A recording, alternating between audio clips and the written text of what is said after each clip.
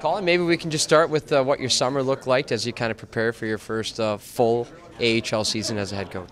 Yeah, well, we had to replace a lot of staff. So started with Keith McCambridge and Josh Green, and then also bringing in Chris Horn. So went through that process and got those guys established, and were able to bring Keith to development camp to get a little bit of a head start on building a relationship with the players. And it was after that happened, there was a little bit of break that needed to happen with the family. That was for sure. I was going to say, not a lot of rest for you, it sounded like. Yeah, it's okay. It was we wanted to make sure that you put the right people in place and learn from the previous staff, and similar process that I went through.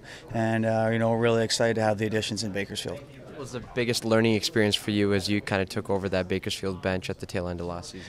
Well, I think the foundation was already set, right? And the process that I went through with Jay in the summertime, I knew what I was getting into and believed very similar as to what his belief system was. So when he went up, it was I don't want to say an easy transition, but we just continued the messaging, right? And with the wrinkles and small adjustments, and you had to be your own person, yes, but I will say our veteran leadership and our players did such a fantastic job. In the beginning, there was a little bit of up and down. We had a fantastic finish, and then able to win around the playoffs was something that definitely made our players and fans excited about. What's your message to the players tonight? Just don't dip your feet in the water, get right after it? Or? Well, you know what? We're going to make mistakes. Everybody is, right? And we want those to end on the side of aggression. So whether that's a forecheck or an entry against, we want to make sure we're aggressive, and we want to win our battles. We want to finish first and on the inside. And that's mainly been our theme for the first 2 days. Your thoughts on Philip Broberg. We haven't seen enough of him to know exactly the defenseman that maybe we're going to see this year. What kind of defenseman is he? Well, I think with him playing, I believe it was 23 games last year in Edmonton, for him to understand how hard it is to defend and how hard it is to take a shift, and never mind a regular shift. But then also, I think this summer was really big for him to be able to commit to a summer of training. If you just look at him, he looks bigger. He's put on more weight, but it's the right weight. For his last handful of summers, he's been traveling and been playing and hasn't had that time. Not to mention last year was a tough year for him, going up and down a lot, and that's the nature of the business, and it was a good learning experience for him. But I think lastly, I'll revert back to him having the rest and a good summer to train and understand, to get his mind right and his body right, and then to get a little head start here, to get some games and feel a little heat and have a little bit of competition to get him set for Oilers camp.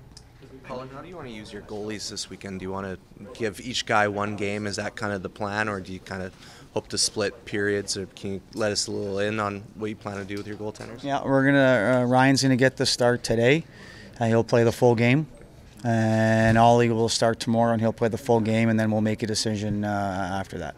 Great. I just want to ask you about Matvei Petrov. I understand this might be your first time seeing him in person and coaching him. What are some of the strengths that kind of jump out off the page for you right away?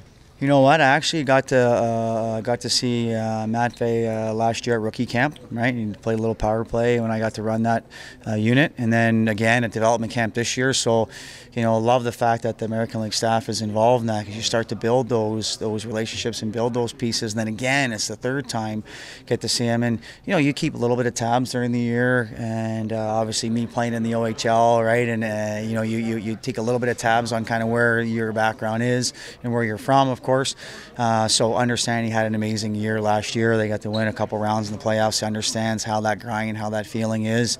And then, this will be a second time around for him at this tournament. So, more of a seasoned veteran, so to speak. And, the nerves won't be as much for him when you see someone going through it for their first time. So can shoot the puck.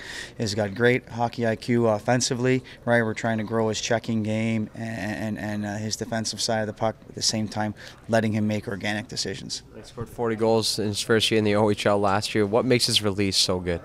Oh, he just underhandles it, right? He underhandles it, so it's on his stick, it's off the stick. But he's also not afraid to change the angle and not just throw it into shin pads or throw it into to the goaltender to say that getting a shot on the net is valued. So I think that when there needs to be, the release needs to be quick, but not rushed. But then also when he needs to have a little bit of patience and poise. Obviously he hits his spot and it's pretty hard, not to mention he had 90 points, so he can sure pass the puck too.